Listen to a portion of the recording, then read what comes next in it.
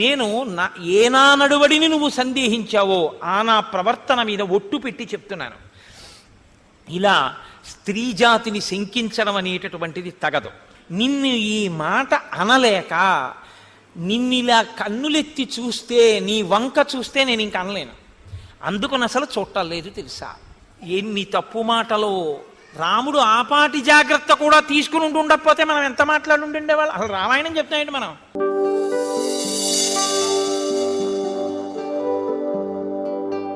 నీ కూడా నేను ఒక మనుష్యుడు తనకి కలిగినటువంటి నింద తొలగించుకోవడానికి, పరాక్రమాన్ని నిరూపించుకోవడానికి, తన వంశము కళంకం పొందకుండా ఉండడానికి చేశాను తప్ప నా మనసులో వేరొక ప్రయోజనాన్ని పెట్టుకుని చేసినవి కావు. అంటే నీ కోసం నేను చేయలేదు.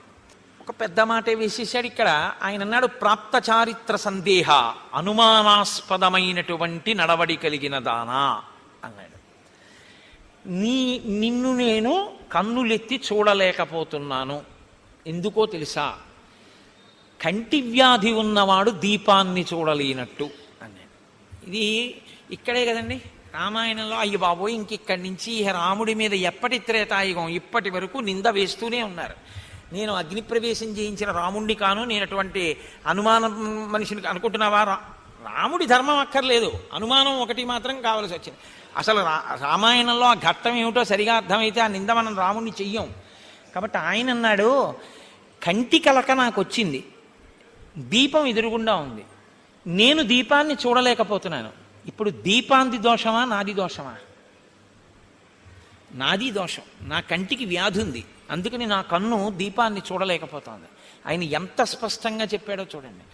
నేను నిన్ను నీ నడవడి అనుమానాస్పదము అని ఏ మాట అన్నానో ఆ మాట నా కంటికి పుట్టిన జబ్బు. నీవు దీపశిఖ, దీపశిఖకి ఏదైనా తగిలిందనుకోండి, దీపానికి అగౌరవం ఏమి ఉండదు. దీపం ఎప్పుడూ దీపమే, అది ఎప్పుడూ ప్రకాశిస్తుంటుంది. ఏది పాడైపోతుందంటే దీపంలోకి వెళ్ళిన పురుగు కాలిపోతుంది తప్ప దీపానికి ఏమి ఇబ్బంది ఉండదు. మరి ఇది తెలిసి నన్ను దీపాన్ని ఎందుకు అనలేకపోతున్నావు?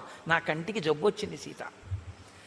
ఏమిటో ఆ జబ్బు ఆయన ఎదర చెప్తాడు. ఆయన సీతమ్మని అనుమానించిన వాడు కాదు.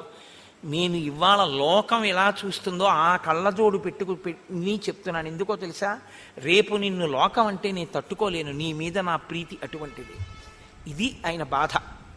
అందుకని నిన్ను ఈ మాట అనలేక, నిన్నిలా కన్నులెత్తి చూస్తే, నీ వంక చూస్తే నేను ఇంక అనలేను. అందుకని అసలు చూడలేదు తెలుసా. ఇది ఆయన ప్రేమ, ఇది ఆయన ప్రీతి. కానీ ఎందుకు అనవలసి వచ్చిందో చెప్తాడు.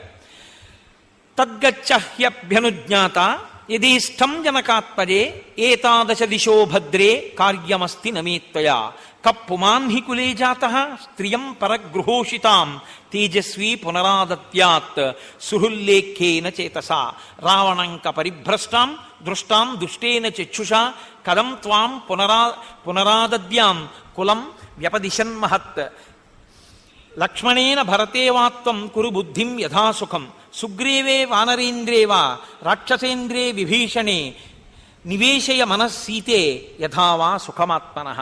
ఆయన అన్నాడు, సీత, ఇప్పుడు నీకు ఉన్నటువంటి కష్టం నుంచి నువ్వు విడుదల పొందావు.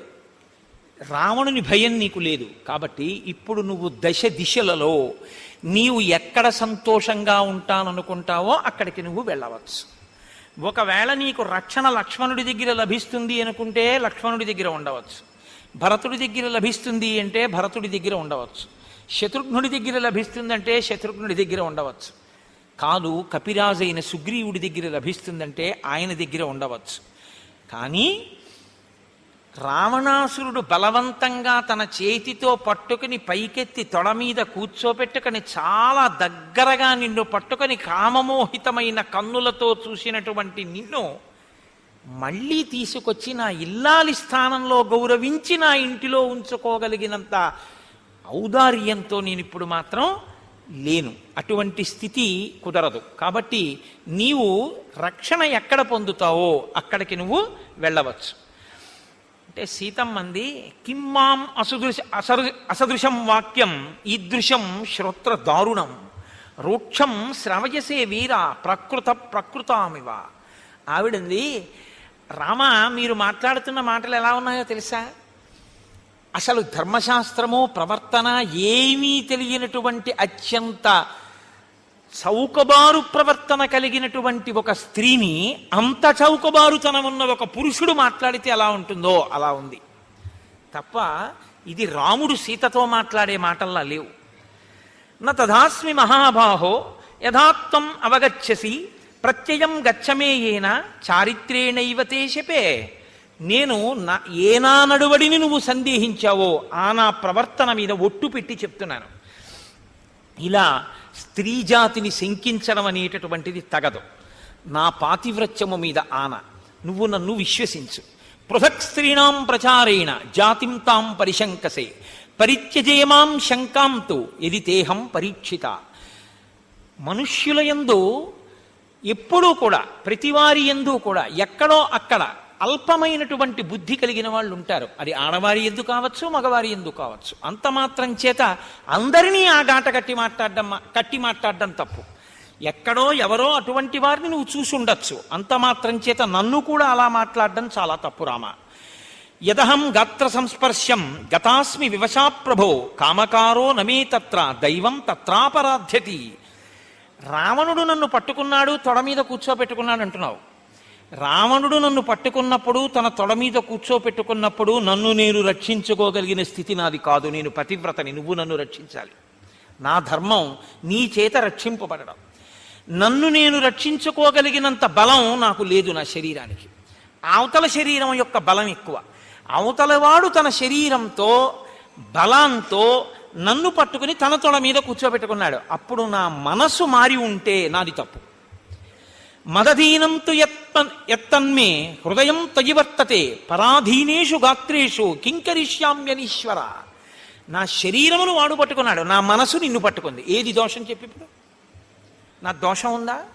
నా మనసు నిన్ను పట్టుకుంది అని నువ్వు నమ్మడానికి నేనేం చేయవలసి ఉంటుంది? శరీరం రావణుడు పట్టుకుంటే నా తప్పేమిటి? అంటే సందర్భం వచ్చింది కాబట్టి నేను మీతో ఒక విషయం ప్రస్తావన చేస్తా. సనాతన ధర్మంలో చాలా పెద్ద మాట ఒకటి ఉంది తెలుసా అండి. వివాహపూర్వము, వివాహము చేయబడక ముందు బలాత్కారముగా స్త్రీ అపహరింపబడి ఆమె యొక్క శీలము చెరపబడితే దుర్మార్గుని వలన ధర్మాత్ముడైన వేరొక పురుషుడు ఆమెని భార్యగా స్వీకరించవచ్చు, ఆమెకు ఏ దోషమూ కలగదు అని ఉంది. అంత ఉదారంగా మాట్లాడే శాస్త్రాలు. ఆమె మనసు ప్రధానం అని చెప్పి వాడు పశుబలంతో నన్ను తొడ మీద కూర్చోబెట్టుకున్నాడు. నా మనసు నిన్నాశ్రయించింది. హా రామ హా లక్ష్మణ అన్నాను. నా దోషం ఏముంది? కాబట్టి సహ సమృద్ధ భావేన సంసర్గేణ చ మానద ఇది తేహం న విజ్ఞాత హతా తేనాస్మి శాశ్వతం. ఆవిడ ఎంత గొప్పగా పిలిచిందండి భర్తని. దుర్మతే అని మండోదరి పిలిస్తే మానదా అని ఆవిడ పిలిచింది సీతమ్మ భర్తని. మానద అంటే నీ భార్య యొక్క ప్రవర్తనని, నీ భార్య యొక్క మానమంటే గౌరవమును కాపాడవలసిన వాడా. 10 మంది మధ్యలో ఇంతకాలం కలిసిమెలిసి తిరిగిన వాళ్ళమే, కొన్ని నెలలు ఆపద వచ్చి నేను ఇక్కడ ఉన్నానే, అంత మాత్రానికి ఇంత శంకించి నువ్వు ఇన్ని వేల మంది ముందు మాట్లాడేవే, ఇప్పుడు నేను ఉన్నట్టా నశించిపోయినట్టా అని అడిగింది ఆవిడ. ప్రేషితస్తే యదా వీరో హనుమాన్ అవలోకక లంకస్తాహం తయా వీరా కిం తదాన విసర్జిత ప్రత్యక్షం వానరేంద్రస్య తద్వాక్య సమనంతరం తయా సంత్యక్తయా వీరా త్యక్తం స్యాజ్జీవితం మయా. హనుమని నువ్వు పంపించావు. హనుమ వచ్చి శిశుపావృక్షం మీద కూర్చుని చూశారు. నేను ఎటువంటి ప్రవర్తనతో ఉన్నారో ఆయన చూశారు. చూసి నాకు నీ ఉంగరం ఇచ్చారు, నా కేశభూషణాన్ని పుచ్చుకున్నాడు. నీ దగ్గరికి వచ్చాడు, నీకు నా ఆభరణాలు ఇచ్చాడు. నువ్వు చాలా సంతోషించావు. సీతమ్మని వదిలి నేను ఉండలేనని సేతువు కట్టొచ్చావు, వచ్చి యుద్ధం చేశావు. ఇప్పుడేమంటున్నావు? నీ చారిత్రము అనుమానాస్పదం అంటున్నావు. ఈ మాట నువ్వు ఎప్పుడు అనాలి? హనుమతో కబురు చేసినప్పుడే నీ చారిత్రము అనుమానాస్పదము, నా కళంకం తొలగించుకోవడానికి రావణుణ్ణి చంపుతానేమో కానీ నిన్ను స్వీకరించానని ఉంటే నేను నా శరీరం వదిలిపెట్టి ఉండేదాన్ని. అప్పుడు ఎందుకు చేయలేదు ఈ మాట? ఇప్పుడు ఎందుకు వచ్చింది ఈ మాట? అప్పుడు ఎందుకు అనలేదు? అప్పుడు లేని బుద్ధి ఇప్పుడు ఎందుకు పుట్టింది నీలో? ఆవిడేం ఊరుకోలేదండి. మీరు నేను అడగక్కర్లేదు, నిలదీసేసింది 1కి 10. న ప్రమాణీకృత పాణి బాల్యే బాలేన పీడిత మమ భక్తిశ్చ శీలంచ సర్వం తే పృష్ఠతకృతం. ఎప్పుడో చిన్నప్పుడు వివాహమైంది మన ఇద్దరికి, అప్పుడు చేసావు పాణిగ్రహం. ఆ తర్వాత ఎన్ని సంవత్సరాలు మన ఇద్దరం కలిసి ఉన్నాం. నేను ఎటువంటి దాననో నీకు తెలీదా? నీ కంటితో చూడని దానికి, నా చేతిలో లేని దానికి నేను కొన్ని నెలల పాటు పరగృహంలో ఉండిపోవలసి వస్తే నా చారిత్రమును, నా మంచితనాన్ని పక్కకి తోసేసి నీ కంటితో చూడని దానికి నింద చేసి నన్ను నువ్వు దూరం చేసి మాట్లాడతావా? ఏవం బ్రువాణారుదతి భాష్ప గద్గద భాషిణి అబ్రవీల్ లక్ష్మణం సీతా దీనం ధ్యానపరం స్థితం చితామ్మే కురు సౌమిత్రే వ్యసనస్యాస్య భేషజం మిథ్యోపఘాతోపహత నాహం జీవితముత్సహే. ఆవిడ వెంటనే లక్ష్మణుడి వంక తిరిగింది. లక్ష్మణ, చితి పేర్చు. లేనటువంటి అపవాదు నా మీద మీ అన్న వేసినప్పుడు ఇక నేను ఈ శరీరంతో ఉండదలుచుకోలేదు, అగ్నిహోత్రంలో ప్రవేశిస్తాను, చితి పేర్చండి. హడిలిపోయి లక్ష్మణస్వామి రాముడి వంక చూశాడు. రాముడు ఎవరి చేత తేరిపారి చూడడానికి వీలు లేనటువంటి స్వరూపంతో ఉన్నాడు. ఆయన ఆమె ఏం చెప్పిందో అది నువ్వు చెయ్యొచ్చు అన్నట్లు చూశాడు. వెంటనే లక్ష్మణస్వామి చితి పేర్చారు. ఆ తల్లి ప్రణమ్య దేవతాభ్యశ్చ బ్రాహ్మణేభ్యశ్చ మైథిలి బద్ధాంజలి పుటాచేదం ఉవాచాగ్ని సమీపతః యథా మే హృదయం నిత్యం నాపసర్పతి రాఘవాత్ తథా లోకస్య సాక్షీ మాం సర్వతః పాతుపావకః యథా మాం శుద్ధచారిత్రాం దుష్టాం జానాతి రాఘవః యథా లోకస్య సాక్షీ మాం సర్వతః పాతుపావకః కర్మణా మనసా వాచా యథా నాతి చరామ్యహం రాఘవం సర్వధర్మజ్ఞం తథా మాం పాతుపావకః ఆదిత్యో భగవాన్ వాయు దిశశ్చంద్రస్తథైవ చ అహశ్చాపి తథా సంధ్యే రాత్రిశ్చ పృథివీ తథా యథాన్యేపి విజానంతి తథా చారిత్ర సంయుతాం ఏవం ఉక్త్వా తు వైదేహీ పరిక్రమ్య హుతాశనం వివేశ జ్వలనం దీప్తం నిస్సంగేన అంతరాత్మన. ఆ తల్లి అగ్నిహోత్రుడికి నమస్కారం చేసి, దిక్పాలకులకు నమస్కారం చేసి, భూమికి నమస్కారం చేసి, పంచభూతములకు నమస్కరించి, నేను ఎన్నడూ త్రికరణ శుద్ధిగా వాక్కాయ కర్మల చేత కేవలము రామచంద్రమూర్తి యందు మాత్రమే మనసున్నదాననైతే, నేను ఎన్నడూ అన్యపురుషుని వైపు మనసు పెట్టనిదాననైతే, నా చారిత్రము కళంకము లేనిదైతే, ఇంతమంది దిక్పాలకులు సాక్షిగా ఉన్నటువంటి ప్రవర్తన కలిగిన దానను కనుక నా శీలమునందు దోషము లేకపోతే నేను రక్షింపబడదనుగాక అని ఆమె అగ్నిలో ప్రవేశించింది. ఇప్పుడు ఆవిడ ముందేమంది లక్ష్మణుడితో చితిపేర్చమన్నప్పుడు? నేను ఇక బతకనంది. ఆవిడ ప్రవేశించేటప్పుడు ఏమంది? నా శీలము ప్రకటింపబడి నేను రక్షింపబడదనుగాక అంది. చచ్చిపోవడానికి అగ్నిలోకి వెళ్ళిందా? తన శీలం ఎంత గొప్పదో చెప్పడానికి అగ్నిలోకి వెళ్ళిందా? తన శీలం ఎంత గొప్పదో చెప్పడానికి అగ్నిలోకి వెళ్ళింది. ఆమె శీలం ఎంత గొప్పదో రాముడికి చెప్పడానికి అగ్నిలోకి వెళ్ళిందా? ఆమె శీలం ఎంత గొప్పదో లోకానికి చెప్పడానికి అగ్నిలోకి వెళ్ళిందా? ఎందుకో తెలుసా అండి? దిక్కుమాలిన లోకం ఒక యుగంతో వదిలిపెట్టింది అనుకోకండి సీతమ్మని. ఇంత పరీక్ష రామచంద్రమూర్తి ఎక్కడంటారో రేపొద్దున్న నా భార్యనని అలంకారాలు చేసి తీసుకురండి అన్నారు. ఎగబడి చూశారు ఆవిడ్ని. రాముడు ఊరుకుని పక్కన కూర్చోబెట్టుకుంటే ఇంతందగత్తగా బట్టారా రావణుడు తీసుకెళ్ళాడంటారు కదండి. ఈ మాట అంటారని ఇన్ని నెలల తర్వాత భార్యని చూసినా ఆయనకి తెలుసున్నా ఆవిడ ఎటువంటిదో, లేచి గభాలన చేతులు పట్టుకుని ఆవిడ కళ్ళు తుడవాలనున్నా, ఇవాళ నేను ఒక్క 5 నిమిషాలు తొందరపడితే జీవితాంతం నిన్ను లోకమనే మాటలకి నీ మీద నాకున్న ప్రేమ వలన ముందు నేను ఏడవలసి వస్తుంది సీత. నువ్వు అంతఃపురంలో ఉంటావు, ముందు నా చెవిన పడతాయి. కాబట్టి నీ చారిత్రం ఏమిటో లోకానికి తెలియ చెప్పాలి. అందుకని ఆయన నా కంటికి జబ్బు వచ్చింది సీత, నువ్వు దీపశిఖవి అన్నాడు. ఆయనకు అనుమానం లేదు. ఇప్పుడు సీతమ్మ రాముని హృదయాన్ని అర్థం చేసుకుంది. రాముడికి కాదు అనుమానం, ఈ లోకం మంచిది కాదు అన్న ఉద్దేశంతో ఆయన అగ్నిలో ప్రవేశించి తన గొప్పతనాన్ని చాటి చెప్పమంటున్నాడు అని ఆవిడ తెలుసుకుంది. అందుకే నా శీలము ప్రకటింపబడుగాక అని కోరింది తప్ప నేను యమస్థానమునో లేకపోతే దేవతాస్థానమునో పొందుదునుగాక అని చెప్పి ఆవిడ సంకల్పం చేయలేదు అగ్నిలో ప్రవేశించేటప్పుడు. వాళ్ళిద్దరి హృదయాలు ఒకటి. అందుకే అస్యాదేవ్యా మనస్తస్మిన్ తస్య చాస్యాం ప్రతిష్ఠితం తేనేయం శచి ధర్మాత్మా ముహూర్తం అపిజీవతి. రాముడి మనసు సీతమ్మ దగ్గర ఉంటుంది, సీతమ్మ మనసు రాముడి దగ్గర ఉంటుంది. రాముడు ఏది ఎందుకు చేస్తున్నాడో సీతమ్మకి తెలుసు, సీతమ్మ ఏది ఎందుకు చేస్తుందో రాముడికి తెలుసు. తప్పసలు సీతారాముల మధ్య ఏ విధమైనటువంటి అవగాహన రాహిత్యము లేదు. అందుకే సీతమ్మ ఆ ప్రశ్నేసింది. నిజంగా రాముడి అనుమానం అయ్యుంటే హనుమ చెప్పిన నాడే నేను సీతమ్మ కోసం యుద్ధం చేయనని చెప్పాలి. ఎక్కడైనా చెప్పారా రామాయణం అలాగా? మధురాభాషి అన్నారు. నేను ఒక్క రోజు ఉండలేను, ఇంకా నెల్లాళ్ళు ఉంటానంది సీతమ్మ. నేను ఒక్క క్షణం ఉండలేను, నన్ను ఇక్కడి నుంచి తీసుకెళ్ళి లంకలో దింపేవా హనుమ, సీతమ్మని చూడకుండా ఉండలేనన్నారు ఆయన. అంత ప్రేమైకమూర్తి మధ్యలో ఏ సంఘటన జరిగిందని ఇలా మాట్లాడతారు? జరిగిన సంఘటన ఒక్కటే, అపవాదు లోకం వేస్తుంది అన్న భయం. అయితే అంత పిరికితనం ఉండొచ్చా? పిరికితనం కాదు, ధర్మం. ఎందుకో తెలుసా? రేపు రాజారాముడిగా కూర్చోవలసి వస్తే పట్టాభిషేకంలో సీతమ్మ తల్లితో కలిపి పట్టాభిషేకం చేస్తారు. అభిషేకం చేస్తే సీతమ్మతో కలిపి చేస్తారు. చేసేటప్పుడు ఎదురుగుండా ఉన్న వాళ్ళందరూ చెవులు ఇంకోలా కొరుక్కున్నారనుకోండి, బాధ ఎవరికి కలుగుతుంది?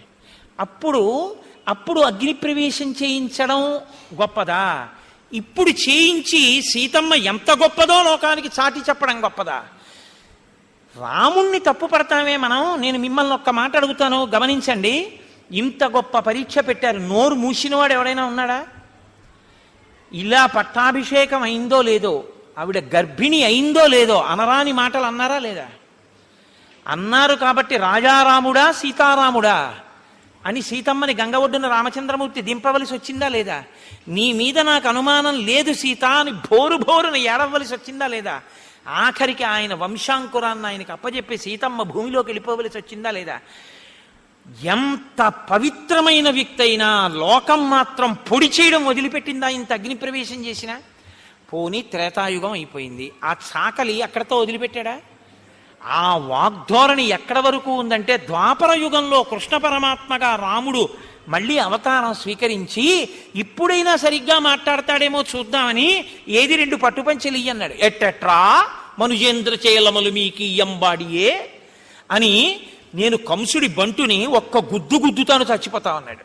నీకెందుకు రా గొల్లవాడివి అన్నాడంటే, ఆనాటి లక్ష్మణస్వామి ఇప్పుడు బలరాముడు అన్నాడు, అన్నయ్య ఒరే తమ్ముడా, ఆనాడు పేలడం మొదలుపెట్టిన నోరు ఎన్ని పుర్రెలుగా మారినా దీనికి బుద్ధి పోలేదు, ఈ పుర్రె నీ చేత్తో పగలగొట్టయ్యన్నాడు. అంటే కృష్ణ పరమాత్మ తన పిడికిలి బెగించి 1000 వక్కల ఏటు కొట్టారు ఆ పుర్రెని. అంటే ఆ నోటి దురుసుతనానికి ఏది అవకాశంగా దొరుకుతుందని చూడడమే. యుక్తాయుక్త విచక్షణతో మాట్లాడడం లోకంలో అందరికీ ఉండదు. దీని నుంచి భార్యని రక్షించడం రాముని యొక్క ప్రయోజనం. ఆ రక్షించడం, అందుకే ఆవిడంది మానదా అంది. నన్ను రక్షిస్తున్నవాడా, నా గౌరవాన్ని రక్షిస్తున్నవాడా, ఇది ఆవిడికి అర్థమైంది. అర్థం అవంది ఎవరికంటే మనకి. ఇప్పటికీ దిక్కుమాలిన సినిమా డైలాగ్ ఏమిటంటే, నేనేం రాముడిని అనుకుంటున్నావా అనుమానించడానికి అంటాడు. అదొక్కటే పని ఆయనకి. ఇంకా అలా అయితే సీతారాములని నీ పెళ్లి శుభలేక వాళ్ళ పేరే వేశారు, జానక్యాహ కమలామలాంజలి పుటే. మీ నాన్నగారిని అడిగి ఎందుకు వేశారు? అనుమానం రాముడిని ఎందుకు వేసావు మరి? అలాంటప్పుడు ధర్మం అర్థం చేసుకునే ప్రయత్నించాలి. రామచంద్రమూర్తి అంటే రాశీభూతమైనటువంటి ధర్మం. సీతమ్మ తల్లి యొక్క కీర్తిని ప్రకాశింపచేసేటటువంటి ప్రయత్నం చేసిన మహాపురుషుడు ఆయన. వాళ్ళిద్దరికీ లేని గొడవ ఎన్ని కోణాల్లో, ఎన్ని కళ్ళజోళ్ళెట్టుకుని, ఎన్ని రకరకాలుగానో చూసి, ఎన్ని రకాల వ్యాఖ్యానాలు, ఎన్ని రకాల ఉపన్యాసాలు, ఎన్ని రకాల మాటలో. అప్పుడు చేసిన అగ్ని పరీక్షకు కట్టుబడి మనం ఇప్పటికైనా రాముడి మీద అనకుండా ఉన్నామా చెప్పండి? ఎన్ని తప్పు మాటలో. రాముడు ఆపాటి జాగ్రత్త కూడా తీసుకుని ఉండకపోతే మనం ఎంత మాట్లాడుండేవాళ్ళు? అసలు రామాయణం చెప్తామండి మనం. అయ్యి బాబోయ్ ఇదొక్కటే పట్టుకుంటాం, రామాయణంలో మిగిలినవన్నీ వదిలేసి ఒక్క ఘట్టమే పట్టుకుందాం మనం. కాబట్టి రాముని యొక్క ధార్మిక నిష్టని మీరు చూడవలసి ఉంటుంది. ఇప్పుడు ఆ తల్లి నమస్కారం చేసి అగ్నిలోకి ప్రవేశించగానే అగ్నిహోత్రుడు రావడం కాదు, మొత్తం దేవతలందరూ త్రిమూర్తులు విష్ణు స్వరూపం తప్ప కదిలి వచ్చేసి తతో వైశ్రవణో రాజా యమశ్చ మిత్రకర్షణ సహస్రాక్షో మహేంద్రశ్చ వరుణశ్చ పరంతప షడర్ధనయన శ్రీమాన్ మహాదేవో వృషధ్వజ కర్తా సర్వస్య లోకస్య బ్రహ్మ బ్రహ్మ విదాంబర ఏతే సర్వే సమాగమ్య విమానై సూర్యసన్నిభై ఆగమ్య నగరీం లంకాం అభిగ్ముశ్య రాఘవం. ఆ బ్రహ్మగారు మూడు నేత్రములున్నటువంటి పరమశివుడు త్రయంబకుడు, ఆయనతో పాటుగా వరుణుడు, ఆయనతో పాటుగా ఇంద్రుడు, ఆయనతో పాటుగా కుబేరుడు, వీళ్ళందరూ సూర్యుడితో సమానమైనటువంటి విమానములనెక్కి అక్కడికి వచ్చారు. వచ్చి బ్రహ్మగారు మాట్లాడుతూ, నాయనా నువ్వు దేవాధిదేవుడివి, నువ్వు శ్రీమన్నారాయణుడివి, సృష్టికర్తవి, స్వయంభువి, ఈ లోకాలన్నీ నీయందే పుట్టి నీయందే పెరిగి నీయందే లయమవుతాయి, అటువంటి వాడివి రామా, నీవు ఇవాళ ఇలా సామాన్య మానవుడిగా నిన్ను నువ్వు తలుచుకోవడం ఆశ్చర్యంగా ఉంది అన్నారు. అంటే వెంటనే రాముడు అన్నాడు, ఆత్మానం మానుషం మన్యే రామం దశరథాత్మజం యోహం యస్య యతశ్చాహం భగవాన్ తద్బ్రవీతుమే.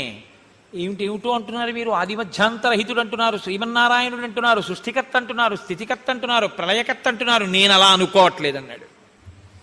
ఆయన అన్నాడు, ఆత్మానం మనుషం మన్యే, నన్ను నేనేమనుకుంటున్నానో తెలుసా, ఒక మనుష్యుణ్ణి అనుకుంటున్నాను అన్నాడు. అందుకు మనుష్య జాతి రుణపడింది అన్నది నేను రాముడికి. ఆయన ఆద్యంతములు మనిషిగానే ప్రవర్తించాడు. నేను కేవలం మనుష్యుణ్ణి, రామం దశరథాత్మజం, నేను దాశరథిని, దశరథ మహారాజు గారి కొడుకుని. ఒకవేళ అంతకన్నా ఏమైనా అని మీరేదో అంటున్నారు, అలా ఏదైనా అయితే అది సత్యమా, ఏది నాకు చెప్పండి అన్నారు.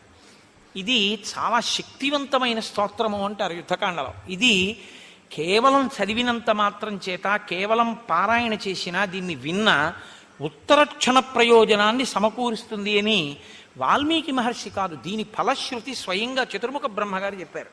అంత శక్తివంతమైన స్తోత్రంగా చెప్తారు. ఇతి బ్రువంతం కాకుత్సం బ్రహ్మ బ్రహ్మవిదాంబర అబ్రవీచ్ఛృణిమే రామం సత్యం సత్యపరాక్రమం భవాన్ నారాయణో దేవ శ్రీమాంశ్చక్రాయుధో విభో ఏకశృంగో వరాహస్త్వం భూతభవ్య సపత్నజిత్ అక్షరం బ్రహ్మ సత్యంచ మధ్యే చాంతే చ రాఘవ లోకానాం తం వరో ధర్మో విశ్వక్సేనశ్చతుర్భుజ శార్ంగధన్వా హృషీకేశ పురుష పురుషోత్తమ అజిత ఖడ్గదృద్విష్ణు కృష్ణైశ్చైవ బృహద్బల సహస్రశృంగో వేదాత్మా శతజిహ్వో మహర్షభ త్వం యజ్ఞస్త్వం వషట్కార త్వమోంకార పరంతప ప్రభవం నిధనం వాతే న విధుః కో భవానితి దృశ్యసే సర్వభూతేషు బ్రాహ్మణేషు చ గోషు చ దిక్షు సర్వాసు గగనే పర్వతేషు వనేషు చ సహస్రచరణ శ్రీమాన్ శతశీర్ష సహస్రదృక్ త్వం ధారయసి భూతాని వసుధాం చ సపర్వతాం అహంతే హృదయం రామ జిహ్వా దేవీ సరస్వతి దేవా గాత్రేషు రోమాణి నిర్మితా బ్రహ్మణ ప్రభో నిమేషస్తే భవేద్రాత్రి ఉన్మేషస్తే భవేద్దివా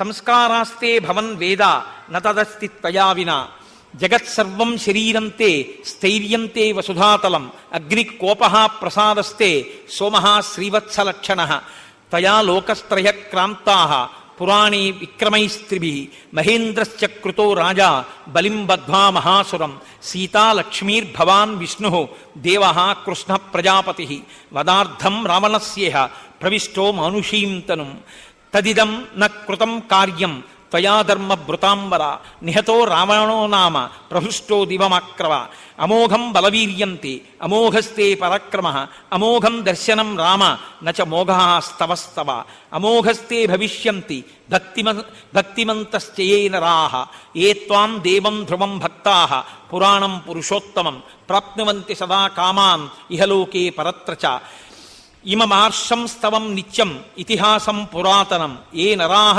కీర్తియిష్యంతి నాస్తి తేషాం పరాభవః అని చతుర్ముఖ బ్రహ్మగారు ఆ రోజున రామచంద్రమూర్తిని స్తోత్రం చేశారు. మహానుభావ, నువ్వు సాక్షాత్తుగా ఇవాళ కాకుత్సవంశంలో జన్మించినటువంటి నరుడవైన రాముడిగా కనపడుతున్నా, నువ్వే ఆదిమధ్యాంతరహితుడవైనటువంటి శ్రీమన్నారాయణుడవు. శంఖచక్ర గదాపద్మములను పట్టుకునేటటువంటి వాడివి. శాంగమనేటటువంటి ఆ ధనస్సుని, కౌమోదకి అనబడేటటువంటి గదని పట్టుకుంటావు. అటువంటి వాడివి. నందకమనబడేటటువంటి ఖడ్గము నీ యొక్క ఆయుధము. అన్ని వేపులా సైన్యము కలిగిన వాడివి కాబట్టి విశ్వక్సేనుడు అని నీకొక పేరు ఉంది. సమస్త ప్రాణికోటిలో నీవు లయమై ఉంటావు. నీవే ఉండి అనేకమైన నామరూపాలుగా కనపడుతుంటావు. ఇంద్రుని సైతము సృజించేటటువంటి వాడివి. నీ నాభిపద్మంలోంచే చతుర్ముఖ బ్రహ్మనైన నేను సృజింపబడ్డాను. నీవే యజ్ఞస్వరూపం, నీవే వషట్కారం, నీవే ఓంకారం, నీవే గోస్వరూపం, ఈ గగనము, ఈ దిక్కులు అన్నీ కూడా నీ చేత పరివ్యాప్తమై ఉన్నాయి. నీవే అనేక నామములతో అనేక పర్వతములుగా, భూమిగా, అనేకముగా ఇక్కడ ప్రవర్తిల్లి ఉన్నావు. నేను నీ యొక్క హృదయాన్ని, అంటే బ్రహ్మగారు, నేను నీ హృదయాన్ని, నా భార్య అయిన సరస్వతి నీ యొక్క జిహ్వ, దేవతలందరూ నీ రోమములు. ఇది స్వయముగా నీ శరీరముగా చూసినప్పుడు సాకారముగా నువ్వు, అది నీ యొక్క స్థితి. అటువంటి వాడివి. నీ ఉచ్ఛ్వాస నిశ్వాసలే వేదముగా ఉంటాయి. నీవు కన్ను మూస్తే రాత్రి, నువ్వు కన్ను తెరిస్తే పగలు. అటువంటి నువ్వు శ్రీవత్సము అనేటటువంటి చిహ్నము కలిగినటువంటి శ్రీమన్నారాయణుడు. బలిచక్రవర్తిని అదుపు చేసి ఈ భూమినంతటినీ ఇంద్రుడికి దానము చేసినటువంటి ఉపేంద్రుడవు. లోకకంటకుడైన రావణుణ్ణి వధించడానికి ఈ భూమండలంలో రామచంద్రమూర్తిగా దశరథ మహారాజు గారి యొక్క కుమారుడిగా అవతరించిన వాడివి. సాక్షాత్ శ్రీ మహాలక్ష్మియే సీతమ్మ. ఆమెయే సీతమ్మగా అవతరించింది. నీ తేజో బలపరాక్రమములు అమోఘములు. ఇవాళ నీ యొక్క యథార్థ స్వరూపం గురించి నేను చేసినటువంటి ఈ స్తోత్రం ఏదుందో, ఆ స్తోత్రాన్ని ప్రతినిత్యము ఎవరు చదువుతారో అటువంటి వారికి పునర్జన్మ ఉండదు. వారు మోక్షాన్ని పొందుతారు, కైవల్యాన్ని పొందుతారు. ఇది శాశ్వతమైనది. దీని వలన జీవులకు సమస్త పాపము ధ్వంసమవుతుంది. ఇది అంత గొప్ప స్తోత్రమని చతుర్ముఖ బ్రహ్మగారు రామచంద్రమూర్తి యొక్క యథార్థమైన స్థితిని ఆవిష్కరిస్తూ స్తోత్రం చేశారు. అయినా రాముడు మాత్రం మనుష్యుడుగానే నిలబడ్డాడు. అప్పుడు అగ్నిదేవుడు అగ్నిహోత్ర సీతమ్మ తల్లి ప్రవేశించినటువంటి చితిగుండంలోంచి బయటికి వచ్చి అబ్రవీచ్చ తదా రామం సాక్షీలోకస్య పావకః ఏషాతే రామ వైదేహి పాపమస్యాం న విద్యతే. నాయనా రామ, ఈ తల్లి సీతమ్మకి ఏ పాపము అంటనిది. త్రికరణ శుద్ధిగా ఈ తల్లి నిరంతరము నిన్ను మాత్రమే సేవించినది. ప్రలోభ్యమానా వివిధం భర్తృమానాచ మైథిలి నా చింతయత తద్రక్షః త్వద్గతేనాంతరాత్మన విశుద్ధ భావాం నిష్పాపాం ప్రతిగృహ్ణీశ్వరాఘవ నకించిదభిధాతవ్యం అహం అజ్ఞాపయామితే దధ్యౌ ముహూర్తం ధర్మాత్మ భాష్ప వ్యాకులోచన. అప్పుడు అగ్నిహోత్రుడు అన్నాడు, ఎన్ని రకాలుగా రావణుడు ప్రలోభ పెట్టాలో అన్ని రకాలుగా ప్రలోభ పెట్టినా ఈమె మాత్రం తన మనసుని నీయందు మాత్రమే నిలబెట్టుకున్నటువంటి తల్లి, ఉత్తమమైనటువంటి చారిత్రము కలిగినటువంటిది, ఎన్నడూ ఏ దోషము ఎరుగనిది. ఇటువంటి సీతమ్మ తల్లిని అతిక్రమించి నీవు మాట్లాడకూడదు. కాబట్టి ఈ సీతమ్మని నువ్వు స్వీకరించవలసింది, ఇది నా ఆజ్ఞ అన్నాడు. అప్పుడు రాముడు సీతమ్మ వంక చూశాట. ఇలా చూడగానే దధ్యౌ ముహూర్తం ధర్మాత్మ భాష్ప వ్యాకులలోచన. ఇలా చూడగానే ఆయన కన్నుల వెంట బడబడబడబడా నీళ్లు కారిపోయేట. సీత, నువ్వు ఇటువంటి దానివని తెలిసి కూడా లోకానికి నువ్వు ఇటువంటి దానివని నిరూపించడానికి ఎంత పెద్ద మాట అనవలసి వచ్చిందో అని బాధతో వలవలా ఏడ్చేట. ఏడ్చి రాముడు అగ్నిహోత్రుడితో అన్నాడు, అవశ్యం త్రిషులోకేషు న సీతా పాపమర్హతి దీర్ఘకాలోషితాహీయం రావణంతఃపురే శుభా.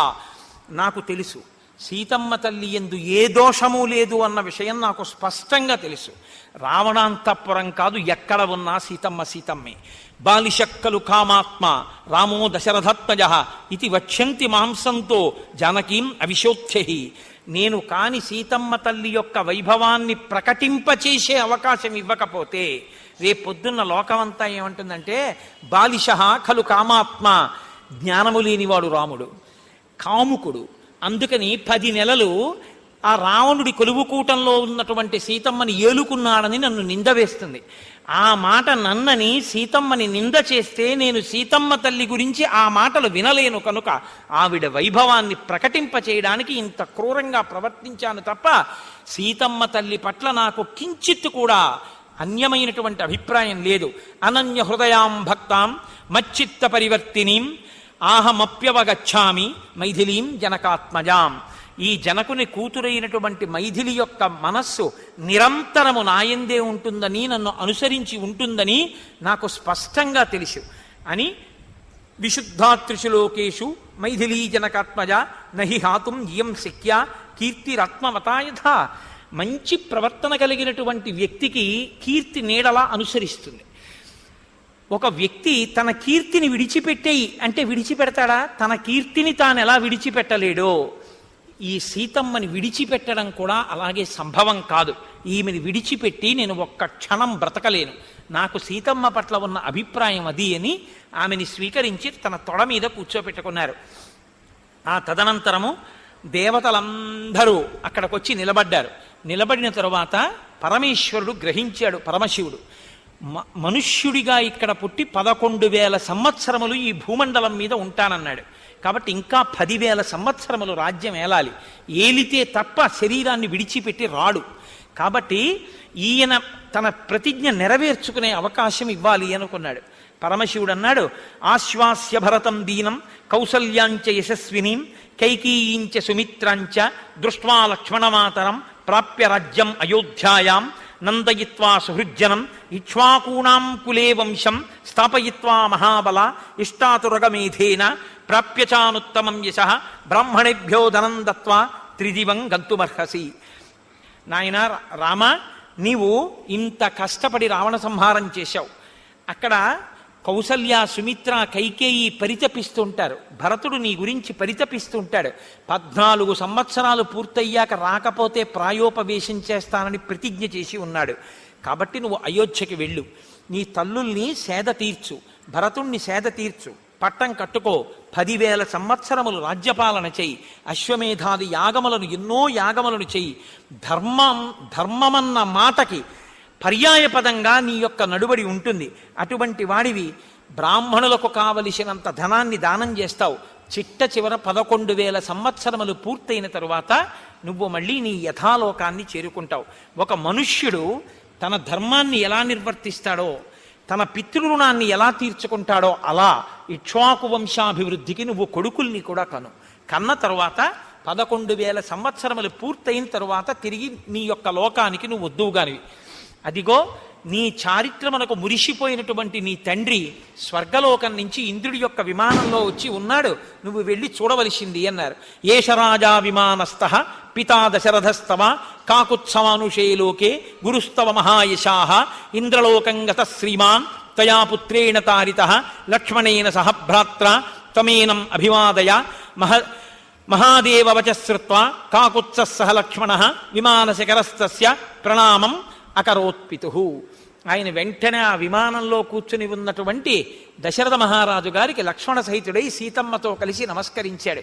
వెంటనే దశరథ మహారాజు గారు రామచంద్రమూర్తిని తొడ మీద కూర్చోబెట్టుకుని సంతోషంతో చెయ్యి వేసి దగ్గరికి తీసుకుని, నాయనా, నీలాంటి కొడుకు పుట్టినందుకు నేను ఇవాళ ఊర్ధ్వలోకాలు పొందాను, సత్యంలో నిలబడ్డాను అన్న ప్రతిష్ట పొందాను, స్వర్గలోకంలో ఉన్నాను, ఇంద్రుడి యొక్క విమానంలో నిన్ను చూడ్డానికి వచ్చాను. నేను నీకు పట్టాభిషేకం చేసి రాజ్యం ఇవ్వాలనుకున్నాను, కానీ పట్టాభిషేకం భగ్నమైపోయిందని బెంగ పెట్టుకుని 14 ఏళ్ళు నిన్ను చూడకుండా ఉండలేను అని ప్రాణం వదిలిపెట్టాను. ఊర్ధ్వలోకాలకి వెళ్ళాక నాతో దేవతలు చెప్పారు, ఇదానీంతు విజానామి యథాసౌమ్య సురేశ్వరై వదార్థం రావణస్యేదం విహితం పురుషోత్తమ. రావణవధ కొరకే పట్టాభిషేకాన్ని భగ్నం చేయడానికి దేవతలు ఆ మందరని ప్రయోగించారు. కాబట్టి నాయనా రామ, నువ్వు వెళ్ళి చక్కగా పట్టాభిషేకం చేసుకుని రాజ్య పరిపాలన చెయ్యి, నీ తల్లులు ఊరడిల్లుతారు అన్న తర్వాత రామచంద్రమూర్తి దశరథ మహారాజు గారిని ఒక వరం అడిగాడు. కురుప్రసాదం ధర్మజ్ఞ కైకేయ్యా భరతస్య చ సపుత్రాం త్వాం త్యజానీతి యదుక్తా కైకేయీత్వయా సశాప కైకేయీం ఘోరః సపుత్రాం న స్పృశేత్ ప్రభో. నీవు ఒకానొకప్పుడు నాకు రాజ్యం ఇవ్వకుండా కైకేయి అడ్డుపడిందన్న ఆగ్రహావేశంలో ఒక మాటన్నావు, ఒక శాపవాక్కుని విడిచిపెట్టావు. ఈనాటి నుంచి కైకమ్మ కానీ భరతుడు కానీ నాకు భార్య కుమారులు కాకుండా పోతారన్నావు. ఆ శాపవాక్కుని ఉపసంహారం చెయ్యి. కైకమ్మ నీకు భార్యయే మాకు తల్లియే, భరతుడు నీకు కుమారుడే నాకు తమ్ముడే, తండ్రి అది అనుగ్రహించమన్నారు. అది రాముడి ధర్మం అంటే. దశరథ మహారాజు గారు సంతోషించి ఎంతో ఆనందించి తప్పకుండా అలాగేనన్నారు. సీతమ్మ వంక తిరిగి, అమ్మా, నీ వంటి కోడలు పెద్ద కోడలుగా లభించినందుకు పొంగిపోతున్నాను తల్లి అని, కర్తవ్యోనతో వైదేహి మన్యుస్వాగమిమం ప్రతి రామేణ విశుద్ధ్యర్థం కృతమే తద్దితేషిణ. అమ్మా, రాముడు నువ్వు కనపడగానే స్వీకరించలేదు అని మనసులో కోపం పెట్టుకోకు. రాముని యొక్క అంతరంగం ఇవాళ పితృదేవస్థ స్థానంలో ఉన్నాను కాబట్టి నాకు తెలుసు. నీ శీల వైభవం అందరూ తెలుసుకోవాలన్నది ఆయన కోరిక తప్ప ఈషన్మాత్రం కూడా రాముడికి నీ మీద అనుమానం లేదమ్మా. కాబట్టి మీరు బయలుదేరి సంతోషంగా హాయిగా ఆనందంగా జీవితాన్ని గడపండి అని దశరథ మహారాజు గారు సమాశ్వాసించి దేవతలందరూ తిరిగి వెళ్ళిపోతుంటే ఇంద్రుడు అన్నాడు, మేము కనపడిన తరువాత ఉత్తినే వెళ్ళిపోకూడదు, దేవతలకు అదో లక్షణం, ఏదో ఒక వరం ఇవ్వాలి, కాబట్టి రామా నీకు మేము ఏం ఉపకారం చేయగలమో చెప్పు అన్నారు. అంటే రామచంద్రమూర్తి అన్నారు, మమ హేతోః పరాక్రాంత ఏకతా యమసాదనం తే సర్వే జీవితం ప్రాప్య సముతిష్టంతు వానరాః నీరుజో నిర్వ్రణాంశ్చైవ సంపన్న బల పౌరుషాన్ గోలాంగూలాంస్తథైవరాన్ ద్రష్టుం ఇచ్చామి మానదా. ఇత పూర్వం నాతో యుద్ధం చేయడం కోసం సీతమ్మ తల్లిని రక్షించడం కోసమని కొన్ని కోట్ల వానరములు, భల్లూకములు, కొండముచ్చులు అన్నీ కూడా నాతో బయలుదేరి వచ్చాయి. రామరావణ యుద్ధంలో కొన్ని కోట్ల వానరములు మరణించాయి. మరణించినటువంటి వానరములు ఏ ఉన్నాయో అవన్నీ తిరిగి బ్రతకాలి. దెబ్బలు తగిలి పుళ్ళు పడి శరీరం బాధతో ఉన్న వాళ్ళు ఎవరున్నారో వాళ్ళందరి గాయములు మారిపోవాలి. అకాలమైనా సరే ఈ వానరములకు అందరికీ కూడా ఫలాలు, తేనె, కందమూలములు సమృద్ధిగా దొరకాలి. ఈ వరాన్ని నాకు ఇమ్మన్నారు. ఇంద్రుడు సంతోషించి మరణించినటువంటి వానరములన్నీ తిరిగి బతికేటట్టుగా అనుగ్రహించారు. దాంతో మళ్ళీ మొత్తం వానరాలన్నీ బతికేసాయి. ఒక్క వానరం రాముడి వెంట వెళ్ళింది పోయింది లేదు. రాముడిని నమ్ముకున్నవాడు అలా ఉంటాడు. అలాగే వేటికి దెబ్బలు తగిలి వ్రణాలు కలిగాయో వాళ్ళ వ్రణాలన్నీ పోయాయి. చక్కగా ఇప్పుడు అందరూ సంతోషించారు. ఆ రాత్రి రామచంద్రమూర్తి పడుకున్నారు. మరునాడు ఉదయం నిద్రలేచారు. విభీషణుడు వెళ్ళాడు. ఆయన నిద్రలేచిన తర్వాత ఆయన్ని కలుసుకున్నాడు. మహానుభావా, మా భాగ్య విశేషం, సీతమ్మ తల్లి పుణ్యమా అని నువ్వు లంకాపట్టణానికి వచ్చావు, కాబట్టి నువ్వు వెళ్ళిపోకుండా ఇక్కడ కొద్ది రోజులు ఉండవలసింది అన్నారు. నాయనా కుదరదు, 14 సంవత్సరములు పూర్తయ్యేసరికి అక్కడ భరతుడు ఎదురు చూస్తుంటాడు, కాబట్టి నేను తిరిగి వెళ్ళిపోవాలి. మళ్ళీ ఇంత దూరం కాలినడకన ఎంత తొందరగా చేరగలనా అన్నదే నేను బెంగపెట్టుకున్నానన్నారు. విభీషణుడు అన్నాడు, ఆ బెంగ అవసరం లేదు, నా దగ్గర పుష్పక విమానం ఉంది, పుష్పక విమానంలో బయలుదేరుదురుగానన్నారు. సీతమ్మ తల్లిని ఒడిలో కూర్చోబెట్టగానే రామచంద్రమూర్తి లక్ష్మణ సహితుడై పుష్పక విమానం ఎక్కి అక్కడ ఉన్నటువంటి విభీషణుణ్ణి, సుగ్రీవుణ్ణి, వానర నాయకుల్ని పిలిచి మీ సామ్రాజ్యములకు మీరు చేరి ధర్మాన్ని ఆధారంగా చేసుకుని రాజ్య పరిపాలన చెయ్యండి అన్నారు. అంటే విభీషణాదులు అన్నారు, రామా మాకు అయోధ్యకి వచ్చి పట్టాభిషేకం చూడాలని కోరికగా ఉంది అన్నారు. అయ్యో దానికేం పోయింది, 2 ఎక్కండి అన్నారు. వానరులు, రాక్షసులు అందరూ విమానం ఎక్కారు. ఎంతమంది ఎక్కినా ఒకళ్ళకి చోటు ఉంటుంది.